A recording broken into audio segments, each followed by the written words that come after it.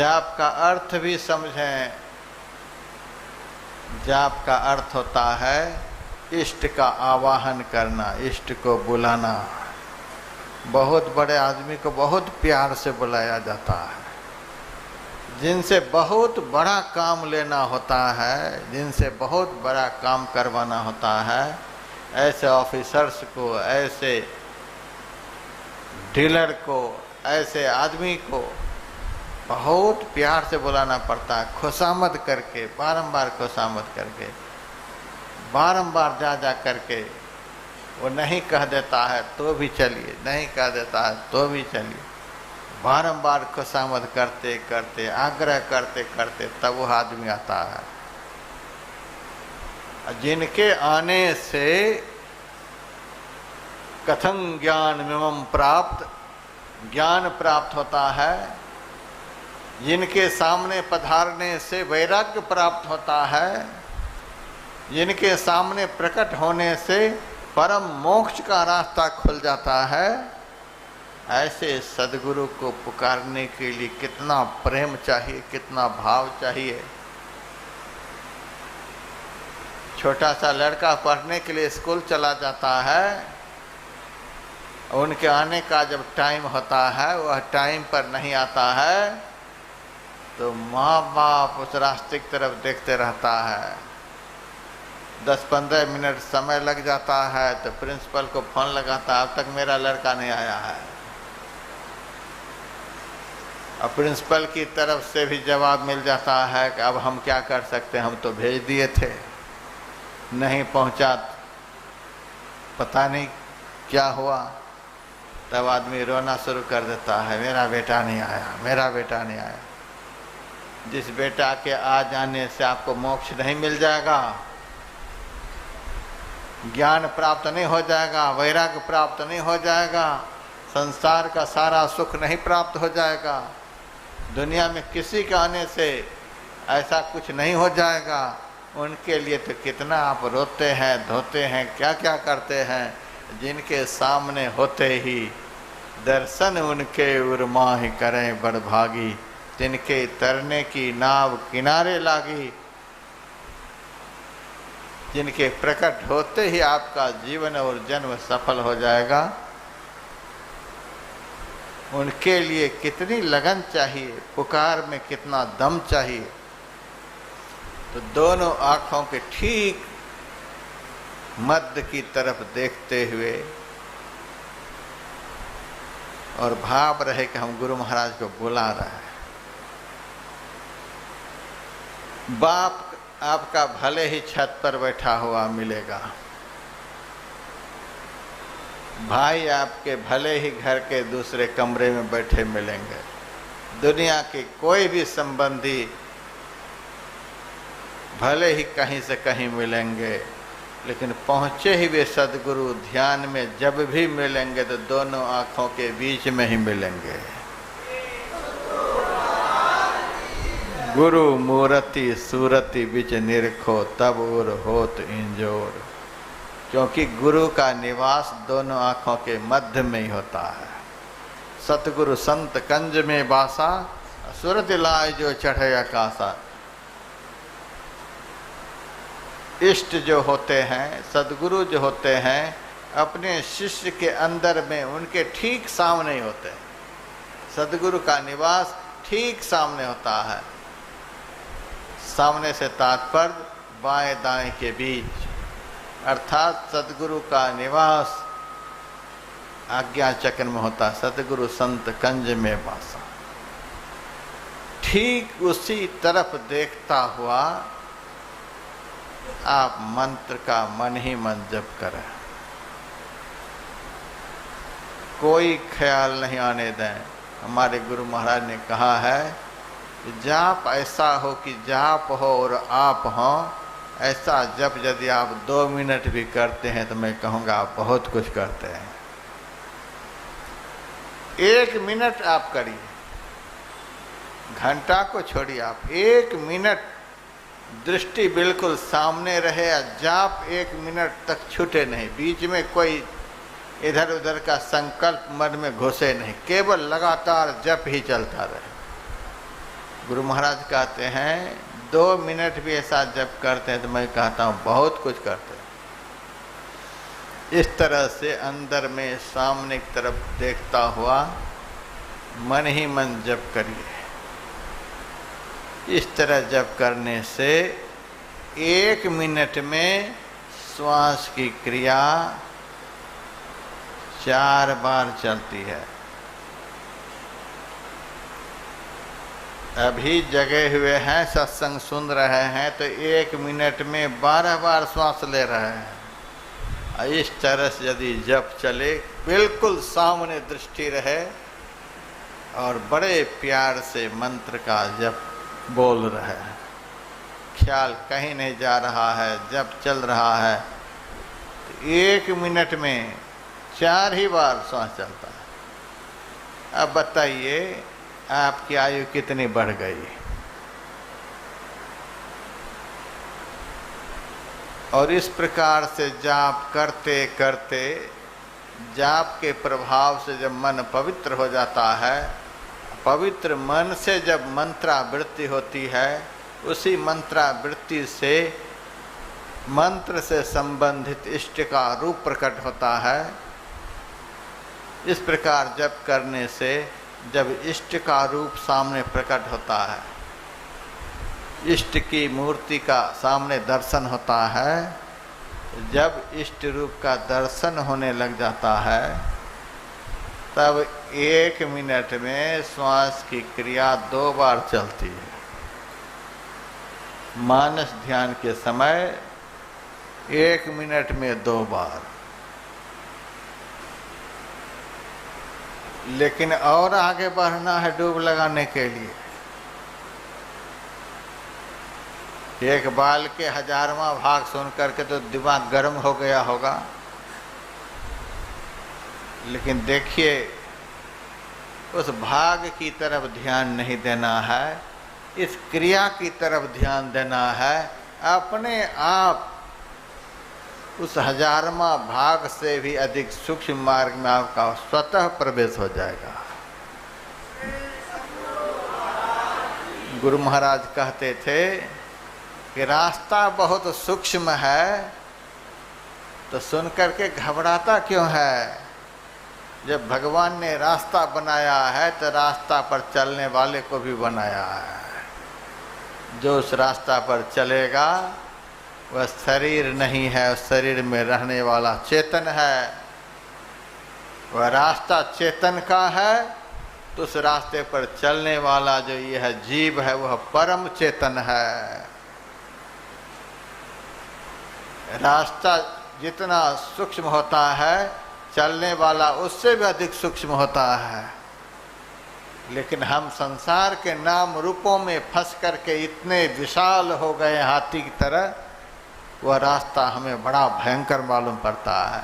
इस तरह से अंतर्मुखी क्रिया के द्वारा आप अपने को सूक्ष्म बना लेंगे। इष्ट के संपूर्ण रूप का जब अंदर में दर्शन होने लग जाता है, तब 1 मिनट में श्वास की क्रिया 2 बार चलती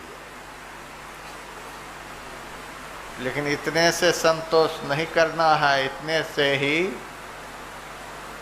डूब नहीं लग जाएगी। संपूर्ण रूप का दर्शन कुछ देर तक करिए। जब संपूर्ण रूप से ख्याल और किसी रूप की तरफ नहीं जाए, तब धीरे धीरे पूरा रूप से मन को एकाग्र करते करते चेहरा पर ले आइए, मुखारविंद पर ले आइए। केवल चेहरा ही नजर आया, हाथ पैर की तरफ ध्यान नहीं जाए।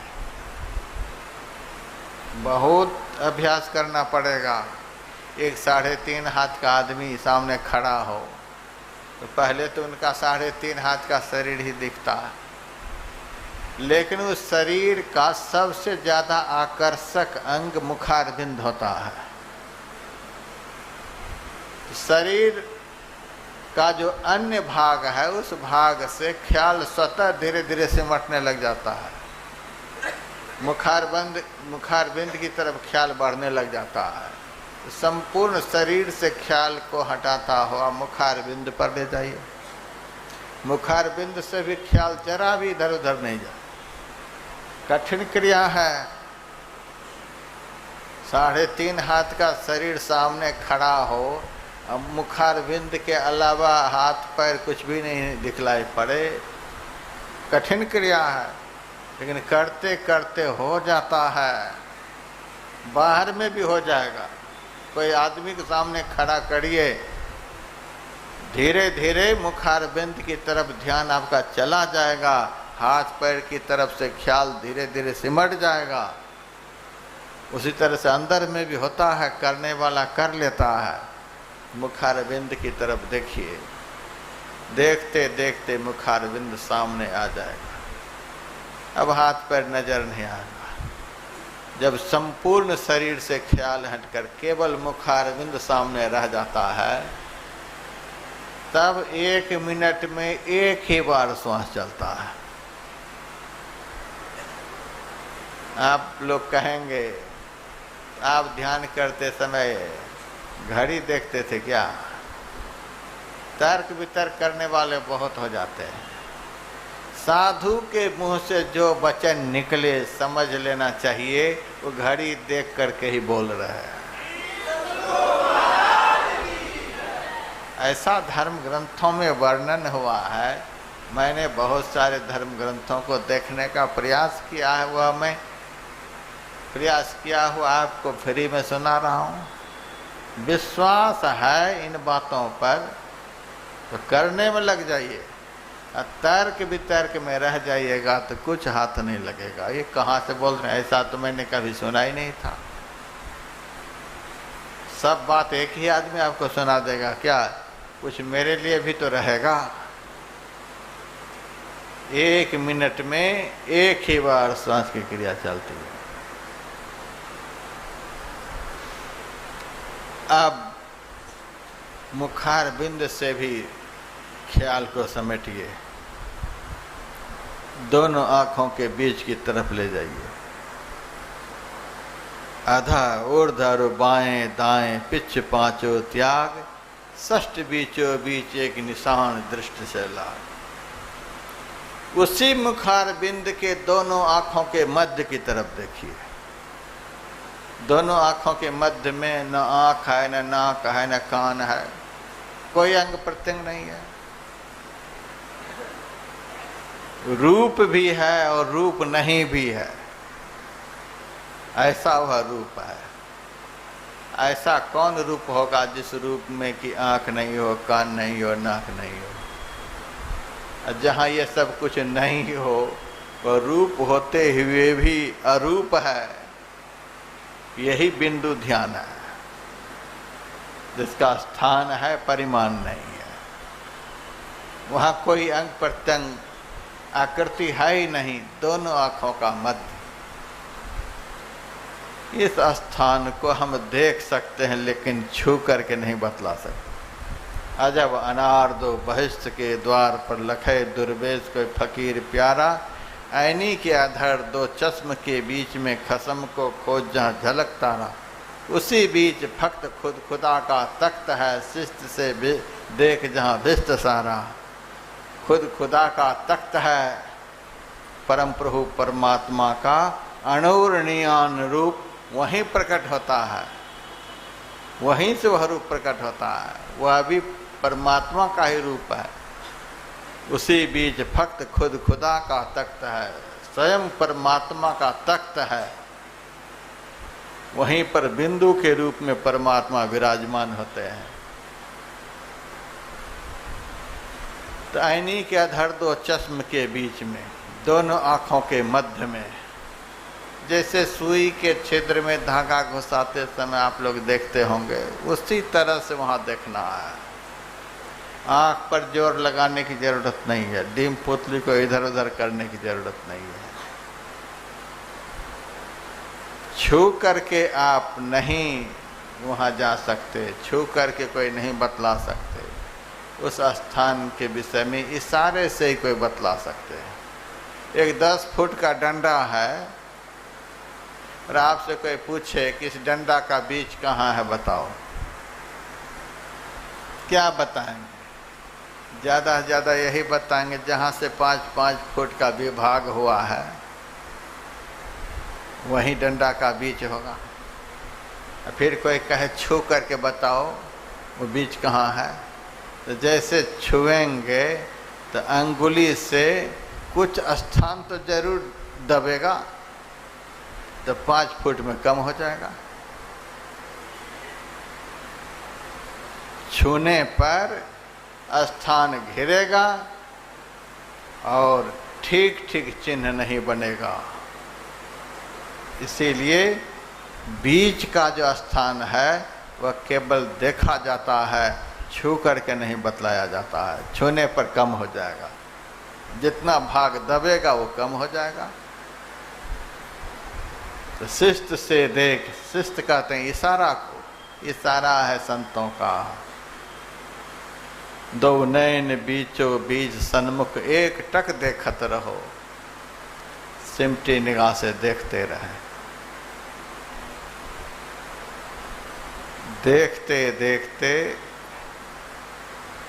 जब सारा भाव, सारा संकल्प, सारा चिंतन मन से हट जाएगा, वैसे ही आप ही वह बिंद झलके। दृष्टि की धारें जैसे आपस में मिलेंगी वैसे ही प्रकाश में चिन्ह प्रकट होगा। उस चिन्ह के प्रकट होते ही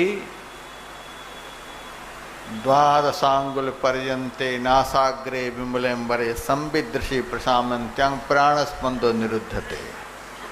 दोनों आँखों के मध्य में देखते देखते जैसे चिन्ह प्रकट होगा वैसे श्वास की क्रिया बंद। अब 1 मिनट में एक बार भी नहीं। जब तक वहाँ आप अपने को ठहरा कर रखेंगे तब तक श्वास चलेगा ही नहीं। आप मर गए? नहीं। जैसे प्रकाश दिखा कि आप स्थूल से सूक्ष्म चले गए, यही डूब लगाना हुआ। स्थूल देह से डूब लगा करके सूक्ष्म देह में चले गए, अंधकार से प्रकाश में चले गए। अब प्रकाश दिखने लगा। अब एक बार भी श्वास की क्रिया नहीं चल रही। आप मर भी गए, श्वास की क्रिया नहीं चल रही है तो मर गए। आपको सारी दुनिया के लोग गाली बकाएं, कुछ पता नहीं चलेगा। 3 दिन से भोजन नहीं किए हैं तो भी उस समय पता नहीं चलेगा। 2 दिन से पानी नहीं पिए हैं, कुछ पता नहीं चलेगा। गर्मी ठंडी कुछ पता नहीं चलेगा। उस चिन्ह के प्रकट होते ही स्थूल संसार का जो सब पता है वह लापता हो जाता है, कुछ पता नहीं चलेगा।